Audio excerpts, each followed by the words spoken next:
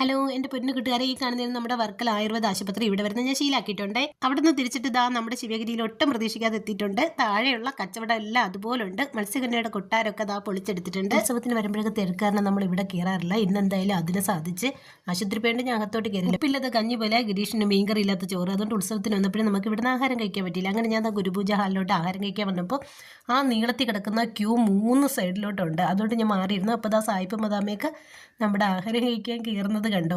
അപ്പോൾ എല്ലാവരും ക്യൂ കിടി കയറിയപ്പോൾ എല്ലാവരും ഇറങ്ങുന്ന സ്ഥലത്തോട്ട് സെക്യൂരിറ്റി ഇതാ ഒറ്റയ്ക്ക് തന്നെ കയറ്റി വിട്ട് കാലുകൊണ്ട് പോയാത്തത് കൊണ്ട് അങ്ങനെ തിരിച്ച് വന്നപ്പോഴത്തേക്ക് ഉപ്പിലിട്ട മാങ്ങയൊക്കെ വാങ്ങി ഇതാ പോകുന്ന ട്രെയിനിൻ്റെ അപ്പുറത്തോടി വണ്ടിയൊക്കെ പോകുന്നുണ്ട്. അതാണ് വർക്കല മെയിൻ റോഡ്.